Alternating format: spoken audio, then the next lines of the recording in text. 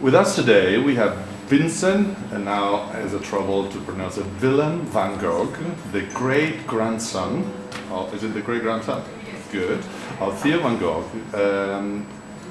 who was the brother and the agent. So tell us about this new project you're presenting here. Well, we are very proud that we can present this Van Gogh Museum Editions here today and launch it today here in London, in Great Britain. And we developed it together with FujiFilm, and it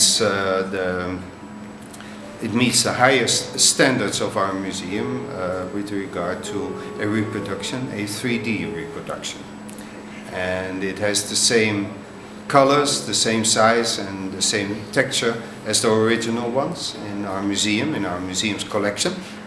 And well, each copy is approved by one of the Van Gogh Museum's curators, and we are so happy that we can bring this art so close to the people who are interested in it. What do you think about the story of Van Gogh's life? Well, I think it's amazing, and first he couldn't find his way in life, and he started at the age of 27 because his brother Theo said, well, it's hard for you to find your destination, why don't you become an artist at the age of 27? And he started practicing and becoming an artist, and it's incredible what a huge oeuvre he made in 10 years. He painted some 900 paintings and over 1100 drawings, and he developed himself so rapidly to one of the predecessors, one of the most famous artists in the world, maybe the most famous one. He also was an art dealer here in London before he was, at the age of 20. Right, on the suggestion of your great-grandfather. Yes, and his uncle Cent. His name was Vincent, but they called him Cent.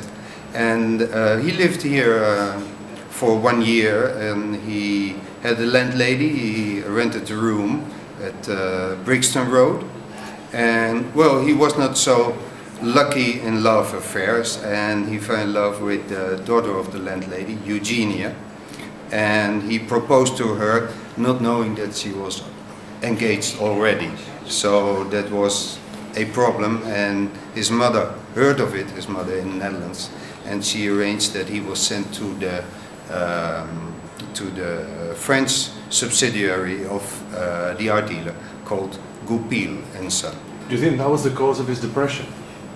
Well, I think he had an intrinsic depression where he had psychological problems already when he grew up.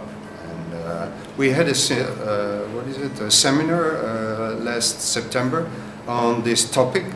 And the conclusion, well, carefully, because the ones who attended the seminar didn't see the patient, the conclusion was that he most likely had a bipolar disorder, and also he drank too much. And not only alcohol, but also too much coffee. Liters, gallons of coffee every day, so it doesn't make you very well balanced. So meeting you today, it couldn't come at a better time, because yesterday the Italian police seized some of the painting that had been stolen in Amsterdam. So what do you think about that? We are incredibly happy, and this happened 14 years ago, and those two paintings, I always appreciated them. I liked and loved them very much. One is more or less dedicated to the painting of the church in Nune, the small village of Nune, is dedicated to his father and is one of his first oil paintings. And the other one is a view of the beach at Scheveningen, that's The Hague. And that's one of my favorites because that's one of the first paintings he is making using oil paint. And he learned that from Anton Mauve, who was a very renowned artist back in the days. So do you recall any anecdotes that have been passed on to your family over the years about it?